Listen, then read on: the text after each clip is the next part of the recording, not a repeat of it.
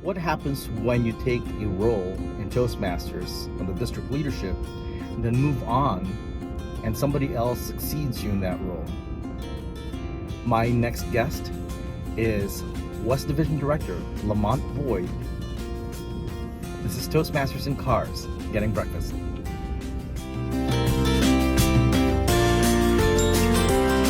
All right, you have another interview to go. Oh, I don't. He doesn't know. It's like I've been recording. It's all good. Oh yeah. Morning. Morning. He's freezing, and I'm sorry, but this inside Starbucks is gonna be. No, this is what you do when the weather drops below 40. You dress. So I'm just layered. I'm not cold. I'm layered. Oh, Mr. Lamont Boyd. Yes, sir. Thank you for having me. Oh gosh, I've been waiting for this. As have I. This is great. Everybody wants to do this. Oh man, I love the idea and the concept and the fact that you're doing it. Man, it's the perfect person to kick it off. So. What club do you belong to? I belong to Be Confident, Be Strong in Naperville. Be confident, be strong. Yes, it's a play on acronyms as I work for Blue Cross Blue Shield. So BCBS, Be Confident, Be Strong. Get it? Connect? Which I did not know because one of my previous interviews was with Mr. Iqbal Adsha. BCBS has a parent company called Anthem. So he works with you now. He might visit you, just to let you know. I haven't seen Iqbal in a while. Because Iqbal's traveling because he just started at Anthem. And he's been traveling back and forth around the world. As a matter of fact, he just got back from California. So he was having his In-N-Out burger. Yeah, I want to have those problems too. I want to have those kind of problems. But he will come visit you, and Iqbal was the district director when you were area director the first time around. And I was the division director. True story. Iqbal, I was at a president's training class, and I was just asking questions, giving input from when I was previous president. Iqbal came to me at the back of the room and said, would you be interested in being an area director next year? So if it wasn't for Iqbal, I would have not have gotten into the district leadership, but he saw something in me early, and he plucked me out, and just as humble as I am now, I was humbled then that he singled me out, but I have not stopped being in district leadership ever since. So, And trust me, we're happy. Iqbal, you saw something, and apparently you were right. Thank you, sir. Let's talk about you. Thanks, Iqbal, but it's all about him. Like, we already had your interview. So, you've been in Toastmasters for almost as long as no, you've been longer than I have. Just a little over 4. I just made 4 in May. May. Okay, 4 for me is April. April was 4 years, so it's 4.5 now. Okay. So it's only 4.5. It's kind of strange. Man, you still running laps, bro. I'm still playing catch up, though. Man. So you served as president, and then you're now the division director. So you have the role that I had before. Yes. So how different is it? Because I was the division director when you were area director. Sure. And now you're running this show, and you're obviously doing it differently. You have a lot more clubs. Yes, I do. Yeah, and it's definitely a different makeup from what it was the year that I was division director. Yeah. I mean, we had a club, it was called We Are Republicans. Yep. They're no longer there. Yep. We had 4 clubs in your previous area. Now there's a 5th club that's in there, which is a little different because they're not a corporate club. Yep. And then there's only 3 clubs in 75. 75. Yeah. Yep. And Warrenville, Addison, Elmhurst. Yeah. Thank you, CJ, for your service. I appreciate it. So tell me, difference between area directorship, president, and division director. So I'll start with as president because that's where I started. So as president, I think that was kind of me just understanding and learning about Toastmasters. I don't necessarily think I got an understanding of leadership to the degree that I needed, but it was all about making sure our club meetings were populated, our agenda was full, and we had all of our points to get distinguished. That was all it was about for me when I was president. But it was still, at that time, I had Calvin Gibbs, who was my area director. So I had people like him who, while I was just focused on that, he was also starting to show me how to think bigger. I didn't quite get it yet, but he was still the one who would kind of speak to me and talk to me. Just give me a call sometimes, be like, hey man, I'm looking out for you. Hey, watch out for this. I'm like, okay, great. When I moved into area director, that was when the understanding when Toastmasters slogan is "We build leaders." Yeah. That's when it really took effect for me, because not only did I understand it now that I was responsible for more than just a club, I was responsible for club officers in that club. So now I was starting to lead other leaders, and then I also was exposed to the district leadership, division directors, district directors, club growth directors, and I was like, what part of Toastmasters is this that I just stepped You've into? never seen it. Because it was, for me personally, I've always been one who's been a fan of being around people who inspire me to be better than I am. And going into the district leadership, I was just in awe of what people were doing, how they were accomplishing so much, and just the energy level for something that's a volunteer. And it really made me look at Toastmasters totally different. I felt like, okay, whatever this was, I was meant to be here, and I'm not going anywhere anytime soon. That was my attitude. And as area director, a lot of it was learning through trial and error. I had guidance, but at the same time, I don't think I was fully committed to really following through on the full, real precepts of what area director was. Hence, I did it another year. Another year, yeah. 2 years in a row, wow. Year 2 of area director, again, we build on the lessons we learned from previous experience. This one I was focused. This one I was really all about helping my clubs grow, help them get better, really trying to learn how to become a better leader, and really kind of understanding how to paint a bigger picture.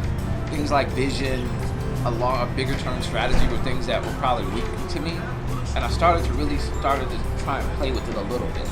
I had some clubs in my area really show some growth, where I was really just like impressed because I had been spending time with them and visiting them, and that club ended up going really well. So it was just a good experience. And then the thoughts of West Division Director, I had you as my West Division Director, and so it was just, and then even watching, so Tiffany was last year's district director, and just watching that whole leadership chain, you, Stella, and you guys, and just really kind of understanding like, okay, I had Ansonia as my West Division director last year, and just having people who really understand how to lead people and are really committed and are passionate. I said, you know what? These are the type of people who, they see something in me and they really inspire me to be better. So I just committed myself to just trying to just get a little bit better every day. And then the thought of becoming West Division Director started to kind of trickle in through, not so subtle sources. No, yes, it was Calvin. It wasn't me. Right. It was Calvin and Sonia. But, I'm always very thankful for people who plant seeds in you, because sometimes all you got to do sometimes is bury it in the right soil and give it time, and then over time it'll take root. And so I wasn't even fully committed to it until I had to do my interview for West Division Director. Oh, yeah. And I had never been through this experience. So for any of you aspiring future leaders in the Toastmasters district, you interview for the Division Director position. And you go before a panel of people who you probably don't know, but you should well respect because they are seasoned veterans in Toastmasters. And you really value their perspective. They don't take that review board lightly. These are some of the seasoned veterans, the most respected people in Toastmasters, who are really trying to make sure the leadership in the district is the best of the best. And so I tried to, prepare as best I could. And at the end of the day, my attitude was like, you know what, I'm going to be unapologetically Lamont. And if that's not enough, then I'm okay. Nothing's wrong with them, nothing wrong with me. It just meant it wasn't my opportunity and it wasn't my time. What I did not expect, the questions were tough questions, they were grueling questions, but they were fair questions. They were really trying to weed out, was I committed to be a leader? Not get my DTM, but was I committed to really leading, growing clubs, growing other leaders? And for me, that's something that resonated with me right away, and I said, oh, okay, I like the kind of questions they're asking me. This is something that I now want. I decided during the actual board review that I wanted this opportunity right now, right in that moment. What I didn't anticipate was they saw something in me far beyond what I saw in myself.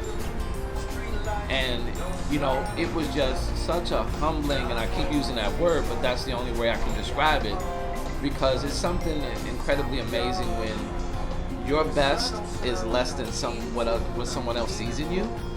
But the fact that they felt moved to share that feedback with me only inspired me to want to be the best at this position. And so now what it is really understanding I learned to move very fast, being an area director 2 years in a row, understanding what needs to happen every quarter. Yeah. And now I have new area directors who've never been area directors, and I started out moving too fast. And it really throws you off. It does. Because it was the same thing for me. I was trying to explain 1,000 things to you guys. Yeah. It's like, why are they not catching Yes, up? yes. It's like, put yourself in their position.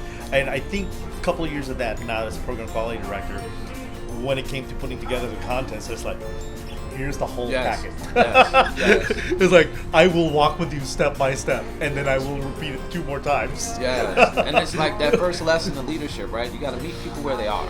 Yeah. Right? You got to know where they're trying to go, but you got to meet people where they are. Some people, I've got an area director who's really already got his DTN. Pretty seasoned. Okay, I can meet him here, and he can go far with just a little bit. Others, maybe I got to meet them a little further and walk with them a little bit. Yeah. But that's how leaders need to understand, because everyone's not going to be at the same place. But they're all trying to get to the same goal ultimately, but you have to meet them where they are. And so a lot of it too is actually letting them kind of make mistakes too, and to be able to come in and kind of coach on the background. Like, hey, this was really good. Here's what can make that better the next go around, but here's why this is important. The other piece, so that was one aspect of it. The other piece was kind of how do you make your presence felt to 21 clubs, 300 plus members, and you're just one person, and they're dispersed across a huge space of span. So I got the idea because last year when Sonia was my West Division director, before that she was an area director, and she used to send a newsletter to her area. Oh yeah. And I happened to get a copy of her newsletter. So the idea came to me, I'm going to create a newsletter for West Division, because my campaign slogan when I ran for West Division director was bringing the best out of the West. Meaning the great people that are in the West, the great speakers, the great leaders in the West, I want to touch them and influence, inspire, encourage them to want to come forth and show their best. And so the newsletter became my labor of love, my baby. And I love reading it. So with my newsletter, I'm able to kind of share some of my passions and how I see the club, my visions for the club, and just making them aware of things that they need to be aware of, and to help make my area director's job easy, because when they go and talk to the clubs, they don't have to remember all the stuff that's going on in the division, because I've already taken care of that. I've greased the path for them. And I want to give a thank you to, I forget her name right now, but the president of Beyond the Seas reached out to me. Oh, GP. GP, thank you. She reached out to me at the beginning of my term as West Division director, because she heard through a conversation with another Toastmaster of the contest season starting. Oh. Okay. And she said, hey, thank you, Lamont, appreciate your leadership. She was like, I just, wanted to let you know I was a little disappointed to hear about the speech contest season starting from a conversation. Yeah. I acknowledge that. I said, you know what? I acknowledge that, I own that, and I will make sure going forward that this does not happen again, and the output of that is the newsletter. Lamont, I can't thank you enough. Thank We're you. enjoying. Thank you so much, Marty. Sure Marty's did. on the side. He didn't want a part. I know the guy could interview better than I could. No. But he did share the bacon, so it's kind of nice. No, thank you. Now we're off to area contests. It's never a dull moment for a leader in West Division, and just as a leader in Toastmasters. So thank you, Noel, for the opportunity. Thank you. man. We really appreciate you for Appreciate it. Hey, spending some time with us. you. Hot chocolate and bacon. Yeah. Man, what more can you ask? See ya. Hi, thank you so much for watching Toastmasters and Cars Getting Breakfast. As Toastmasters, we love evaluations, so make sure you comment below, like, and then you can subscribe and notify yourself by hitting that bell. In the meanwhile, you can check out the rest of these episodes. Again, thank you so much.